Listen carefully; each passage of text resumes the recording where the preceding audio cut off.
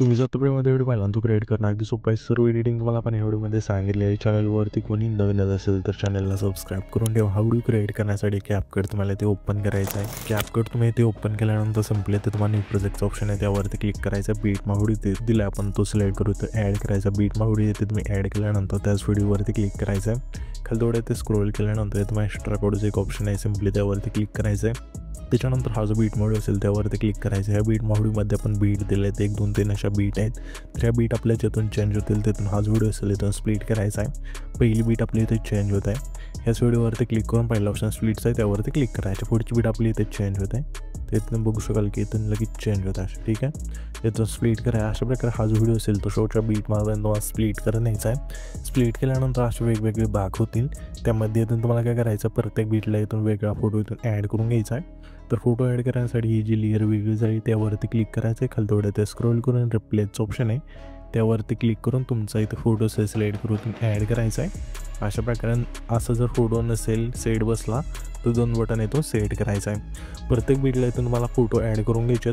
इथून photo add केल्यानंतर simply पहिल्यांदा टेच आणि ते ओव्हरलेच ऑप्शन आहे खाली त्यावरती क्लिक करून पुन्हा ॲड ओव्हरलेवरती क्लिक करायचं आहे. आणि तुम्हाला आपण एक इमोजी PNG दिली तर तुम्हाला ॲड करायची लेंथ पहिल्या फोटोपासून शेवटच्या फोटोपर्यंत न्यायची.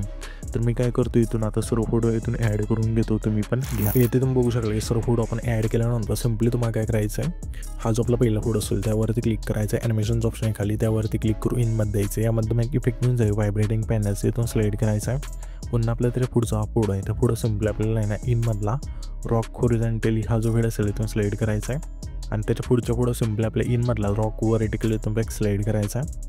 पुन्हा त्याच्या पुढच्या पुढं रॉक हॉरिझॉन्टल इथून इफेक्ट सिलेक्ट करायचा इनमध्ये मिळून जाईल.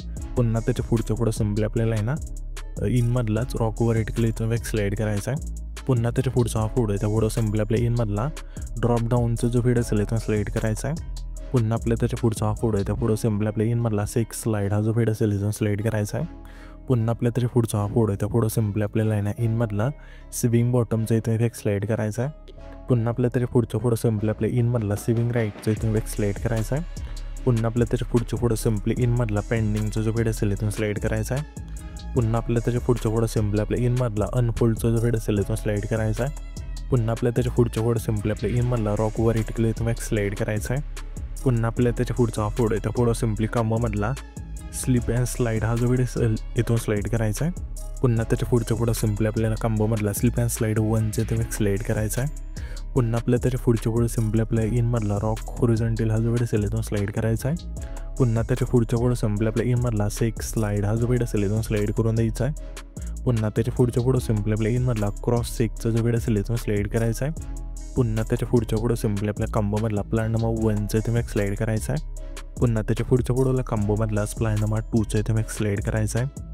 पुन्हा त्याच्या पुढच्या फोटो सिम्पली कॉम्बोमधला स्ट्रेच अँड डिस्टोचा जो व्हिडिओ असेल इथून सिलेक्ट करून बरोबर चिन्हावरती क्लिक करायचं आहे. इथून हे सर्व इफेक्ट दिल्यानंतर सिम्पली पहिल्यांदा यायचं आहे. पहिल्यांदा आल्यानंतर इफेक्टचं ऑप्शन आहे खाली त्यावरती क्लिक करायचं आहे. पुन्हा व्हिडिओ इफेक्टवरती क्लिक करून ग्लिचच्या ऑप्शनमध्ये द्यायचं आहे. यामध्ये मग इफेक्ट मिळून जाईल क्रोमॅटिकचा इथून सिलेक्ट करायचा बरोबर चिन्हावरती क्लिक करायचं आहे. आणि ह्याच्यापेक्षा लेंथ असं पहिलं फोटो पण शेवटच्या फोटोपर्यंत न्यायची.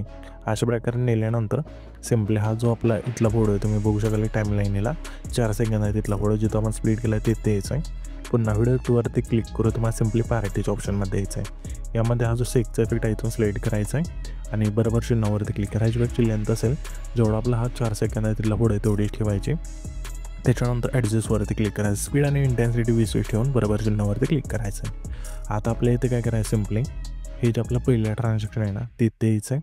त्या ट्रान्झॅक्शनवरती क्लिक करायचं. ट्रेंडिंगमध्ये एक इफेक्ट मिळून जाईल तुम्हाला सिम्पली लुमिन फ्लॅटचा इथून सिलेक्ट करायचा अशा प्रकारे असेल किंवा इथून तुम्हाला लाईट इफेक्टमध्ये मिळून जाईल. ठीक आहे, इथून सिलेक्ट केल्यानंतर तो इफेक्ट येतो ह्याची जी लेंथ असेल आपल्या सिम्पली 0.2h ठेवायची आणि तुम्हाला अप्लाय टॉलचं ऑप्शन आहे त्यावरती क्लिक करून बरोबर चिन्हावरती क्लिक करायचं आहे. इथून हा जो फीड असेल इथून लागल्यानंतर आता सिम्पली आपल्याला काय करायचं आहे हे जे पहिले ट्रान्झॅक्शन आहे त्याला आपल्या सिम्पली पुल आउटचा इथून इफेक्ट सिलेक्ट करायचा आहे. त्याच्या पुढच्या ट्रान्झॅक्शनला पुल इनचा आणि त्याच्या पुढच्या ट्रान्झॅक्शन आहे त्याला पुन्हा आपल्या पुल आउटचा इथून इफेक्ट सिलेक्ट करायचा आहे. आणि आता त्याच्या पुढं पुन्हा पुल इनचा इथून इफेक्ट सिलेक्ट करायचा आहे. त्याच्यानंतर जे पण ट्रान्झॅक्शनवर राहतील त्याला लुमिन फ्लॅशचा इफेक्ट आपल्याला लागून जाईल अशिवाय. ठीक आहे, तर इथून हे झाल्यानंतर आपला हा जो व्हिडिओ आहे इथून क्रिएट होऊन जाईल. तर हा जो पण व्हिडिओ क्रिएट केला आहे तो सेव्ह करण्यासाठी वरती जो एक्सपोर्टचा ऑप्शन आहे सिम्पली त्यावरती क्लिक करायचं आहे आणि इथं तुमचा जो व्हिडिओ असेल इथून एक्सपोर्ट होऊन जाईल.